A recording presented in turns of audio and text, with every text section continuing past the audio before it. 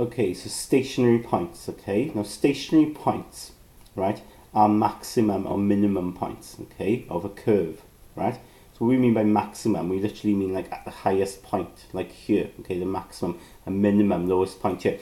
And what's interesting is, of course, at the maximum point, if you think about drawing a tangent here, okay, when you draw a tangent at the highest point, that tangent will be flat, okay, because remember, a tangent's got to just touch, okay, it's got to just touch it, can't go through, it's got to touch it, and in order to touch it here, that tangent's going to be flat, and the same at the bottom, at the minimum here, okay, it's got to be flat.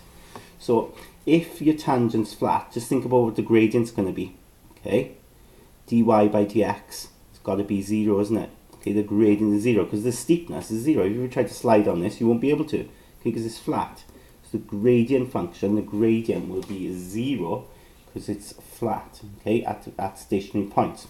It also says about to find the nature. Now the nature, we just got to determine whether it's a maximum or a minimum, because this point here would be a maximum, that's a minimum. So when we get our points out here, we need to decide whether it's max or min. So I'll show you how to do that as well.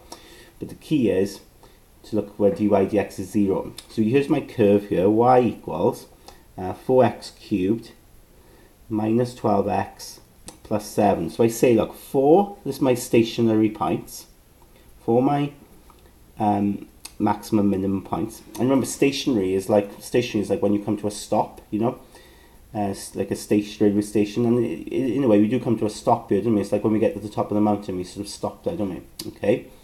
So for stationary points, we know the tangent is parallel to the x-axis, is flat. So we say, look, dy dx is equal to 0, okay? Now, of course, we need to work out dy dx, which I haven't done yet. dy dx is equal to, if I work that out there, that'll be 12x squared minus 12, okay? Because I bring the 3 down, times it by the 4, so I get 12x squared, and then that becomes minus 12, of course, the x disappears, and that becomes 0. So my dy dx is equal to 0, so I put this gradient function here equals to 0. Okay, and what I can do then is I can solve this, take the minus 12 over, so it becomes plus 12.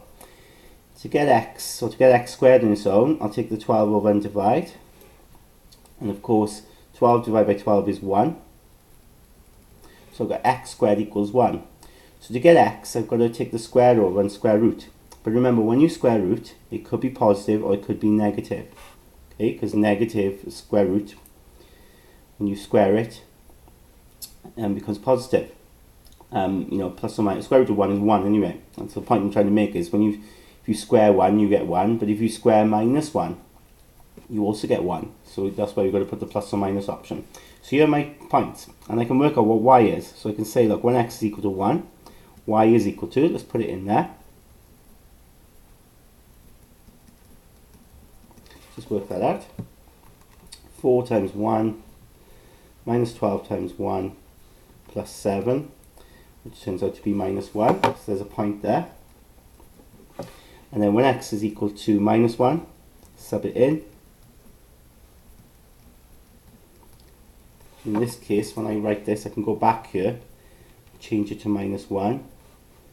Now I will write the power here, in this case, because when the power is there, it can affect it, and it's negative.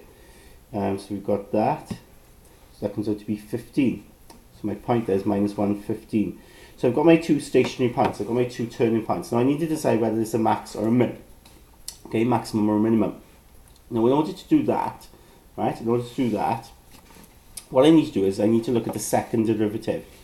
So if we remember now, dy by dx is equal to 12x squared minus 12.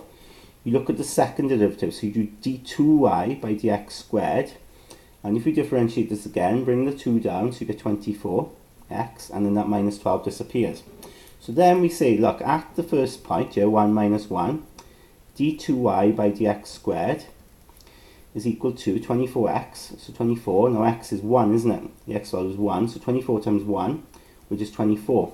Now it doesn't matter what it comes to, the important thing is whether it's positive or negative. And in this case it's positive, greater than 0. And if it's positive, that means it's a minimum point, right?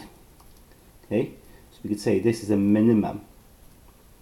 Okay, So that's what it means about the nature. We've there declared what the nature is. We've shown that it's a minimum. Okay, so it's that point there basically. Okay, and then we look at the other point. The other point was minus 115.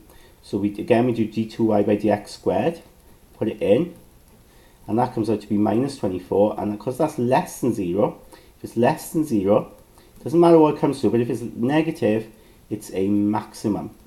Okay, so you just got to remember, if d2y by dx is greater than 0, it's a minimum. If it's less than 0, it's a maximum stationary point.